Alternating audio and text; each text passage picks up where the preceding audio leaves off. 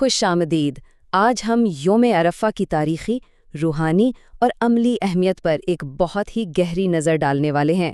ایک ایسا دن جس کی بنیاد ایک نہایت قدیم ملاقات پر رکھی گئی تھی اور جسے آج پوری دنیا میں کروڑوں لوگ مناتے ہیں۔ آئیے اس وضاحتی سفر میں ان عظیم واقعات کی شروعات سے لے کر آج تک کے اثرات کو مل کر سمجھنے کی کوشش کرتے ہیں۔ تو شروعات ہوتی ہے ایک بے حد قدیم واقعے سے۔ اسلامی روایات کے مطابق جب حضرت آدم اور حضرت حوا زمین پر اتارے گئے تو انہیں ایک لمبی جدائی برداشت کرنی پڑی۔ اچھا، سوچنے کی بات یہ ہے کہ اتنے لمبے عرصے کی اس جدائی کے بعد وہ آخر کار ایک پہاڑ کے پاس دوبارہ ملے اور انہوں نے ایک دوسرے کو پہچانا۔ عربی زبان میں لفظ عرفہ کا بنیادی مطلب ہی یہی ہے، پہچان لینا۔ ویسے یہی وہ عظیم ملاقات ہے جہاں سے اس دن کی یعنی یوم عرفہ کی بنیاد پڑتی ہے۔ آج اس مقام کو جبل رحمت یعنی پہاڑ رحمت کہا جاتا ہے۔ یہ وہی چھلچھلاتی دھوپ والا گرم میدان ہے جہاں اسلام کے سب سے اہم فرائض میں سے ایک یعنی حج کا سب سے بڑا رکن ادا کیا جاتا ہے۔ علماء اس بات پر بالکل متفق ہیں کہ اگر اس میدان میں حاضری نہ دی جائے تو حج مکمل ہی نہیں ہوتا۔ بالکل نہیں۔ اس سخت گرمی میں کھڑے ہونا اور شدت جذبات سے دعائیں مانگنا سچ میں یہ ایک بے مثال قربانی اور لگن کی نشانی ہے۔ تو ہمارا یہ سفر آخر کہاں کہاں سے گزرے گا؟ پہلے تو انسانیت کی شروعات میں حضرت آدم اور حوا کے ملنے سے بات شروع ہوئی۔ اس کے بعد ہم آگے بڑھیں گے 632 عیسوی کے اس تاریخی خطبے کی طرف جس نے آنے والی نسلوں کے راستے طے کر دیے، اور پھر آخر میں ہم دیکھیں گے کہ آج کے اس جدید دور میں پوری دنیا اس دن کو کس طرح مناتی ہے۔ یہ واقعی ایک روح پرور سفر ہونے والا ہے۔ اب ذرا 632 عیسوی یعنی ہجرت کے 10ویں سال کا تصور کریں۔ مکہ کے اس میدان میں 1,00,000 سے بھی زیادہ ایمان والوں کا ایک سمندر جمع تھا۔ اس دور میں ذرا سوچئے، اس زمانے میں اتنے بڑے مجمع کا تصور بھی ناممکن تھا۔ یہ ایک بے مثال تاریخی اجتماع تھا جہاں ہر شخص کی نظر صرف اور صرف ایک ہی ہستی پر مرکوز تھی۔ اور آخر یہ اتنے سارے لوگ آئے کہاں سے تھے؟ ہوا یہ کہ خبر ٹھنڈی ہوا کی طرح ہر طرف پھیل چکی تھی کہ پیغمبر اسلام خود حج ادا کرنے جا رہے ہیں۔ یہ سننا تھا کہ لوگ دیوانے ہو گئے۔ شام، یمن، مدینہ، دور دراز کے علاقوں سے لوگ اپنے دنیاوی کام چھوڑ کر نکل پڑے۔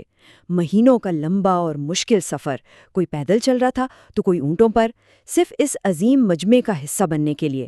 یہ ان کی عجیبی عقیدت تھی۔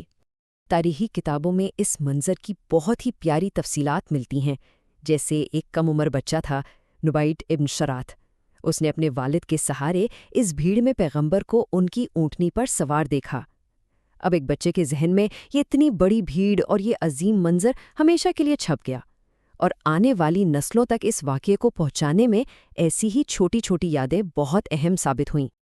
لیکن یہاں ایک بہت دلچسپ سوال پیدا ہوتا ہے، بغیر کسی جدید سہولت یا ساؤنڈ سسٹم کے اتنی عظیم بھیڑ اور شور میں آواز کیسے پہنچی ہوگی؟ ہے نا حیران کی بات؟ تو اس کا انتظام ایسے ہوا کہ حضرت عباس اور حضرت علی جیسے ساتھیوں نے انسانی آواز کو آگے پھیلانے کا کام کیا۔ پیغام ان تک آتا اور پھر وہ اسے بہت بلند آواز میں دہراتے تاکہ پورے میدان میں آخر تک کھڑے لوگوں کو سنائی دے۔ واقعی یہ بہترین انتظام کی ایک اعلیٰ مثال تھی۔ اس عظیم خطبے کو ہم خطبہ حجۃ الوداع کے نام سے جانتے ہیں، اور اس کا آغاز ایک ایسے سنجیدہ اعلان سے ہوا جس نے سب کے دل ہلا دیے۔ فرمایا گیا، اے لوگو، میری بات دھیان سے سنو، کیونکہ میں نہیں جانتا کہ شاید اگلے سال تم سے ملاقات نہ ہو سکے۔ اس ایک فکر انگیز جملے نے فوراً بھیڑ میں سنجیدگی پیدا کر دی۔ سب سمجھ گئے تھے کہ اب جو بھی کہا جائے گا وہ آنے والی صدیوں کے لیے اہم ترین پیغام ہونے والا ہے۔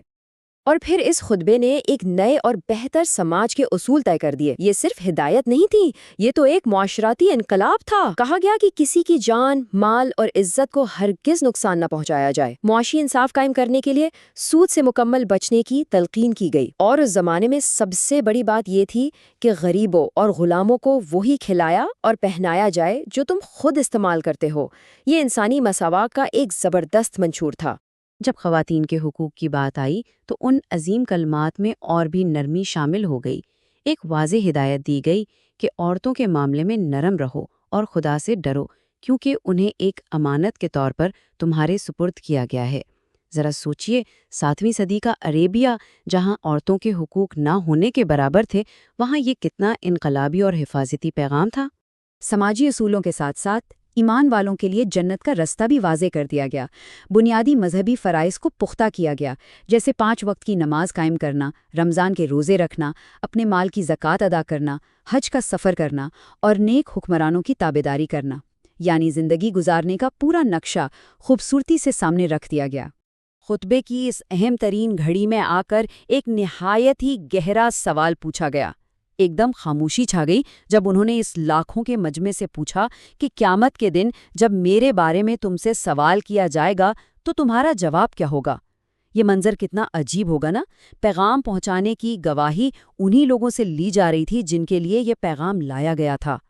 اس سوال پر اس عظیم بھیڑ نے ایک آواز اور ایک جان ہو کر اقرار کیا، ہم گواہی دیتے ہیں کہ آپ نے پیغام پہنچا دیا۔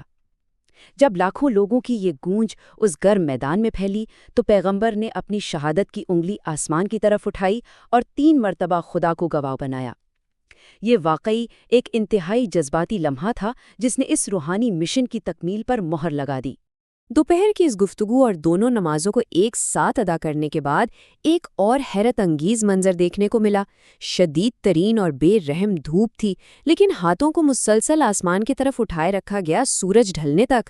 لگاتار گھنٹوں تک ایمان والوں کے لیے دعائیں مانگی جاتی رہیں۔ اسے دیکھ کر یہ بات پوری طرح سمجھ آتی ہے کہ حقیقی روحانیت مشکلات میں بھی قائم رہتی ہے۔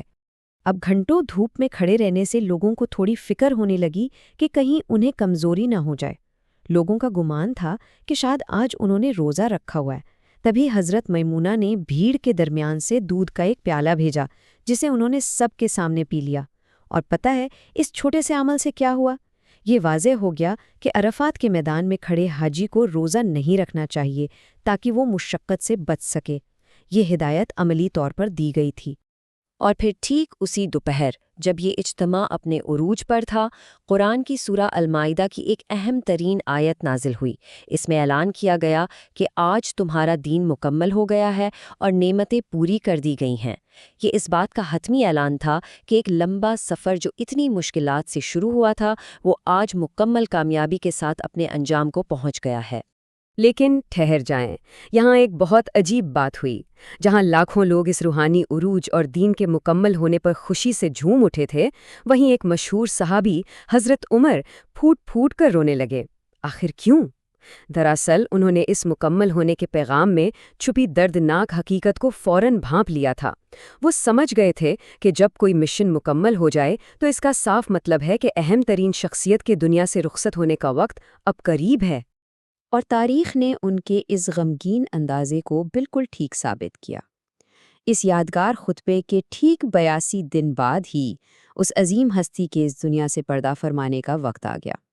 ان 82 دنوں کی اہمیت صرف وقت نہیں تھی، بلکہ جو پیغام اس دن میدان عرفات میں دیا گیا تھا، اب وہ قیامت تک کے لیے دنیا بھر کے ایمان والوں کی ایک عظیم امانت بن چکا تھا۔ خیر، آئیے ان قدیم تاریخی واقعات سے تھوڑا آگے بڑھتے ہیں آج کے اس جدید دور کی طرف۔ سوچنے کی بات یہ ہے کہ ان تاریخی حقائق اور قربانیوں کو جاننے کے بعد آج پوری دنیا یوم عرفہ کو کس طرح مناتی ہے؟ کیسے لوگ اس صدیوں پرانی سنت کو آج بھی اپنے دلوں میں زندہ رکھے ہوئے ہیں؟ آج ہمیں ایک بہت ہی خوبصورت بیلنس نظر آتا ہے۔ ایک طرف تو میدان عرفات میں حاجی بنا روزہ رکھے دھوپ میں اپنی مغفرت طلب کر رہے ہوتے ہیں، اور ٹھیک اسی وقت دوسری جانب پوری دنیا میں وہ لوگ جو حج پر نہیں جا سکے، وہ اپنے گھروں میں روزہ رکھ کر انہی دعاؤں میں شامل ہوتے ہیں۔ کہا جاتا ہے کہ اس دن کا روزہ پچھلے 1 سال اور آنے والے 1 سال کے گناہوں کی مغفرت کا سبب بنتا ہے۔ اس روحانی رابطے کو برقرار رکھنے کی ایک اور خوبصورت قدیم مثال تعریف کی روایت ہے۔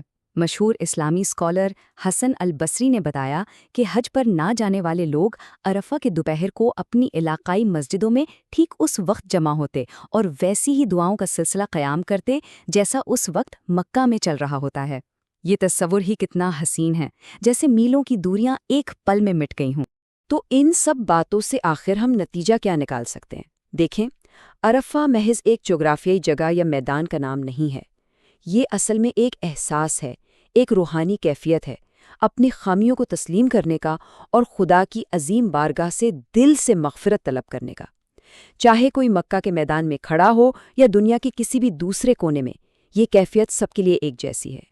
جیسے جیسے ہم اس وضاحتی سفر کے اختتام پر پہنچتے ہیں، عرفات کی تاریخ ہمارے سامنے ایک نہایت ہی سنجیدہ سوال رکھتی ہے۔ جب ہدایت اور رحمت کا مکمل اعلان اور آخری پیغام ہم تک پہنچ چکا ہے، تو آج ہمارا رد عمل کیا ہونا چاہیے؟ ہم اس تاریخ کو اپنی عملی زندگی میں کیسے لاگو کر سکتے ہیں؟ یہ وہ گہرا سوال ہے جسے ہمیں آج ضرور خود سے پوچھنا چاہیے۔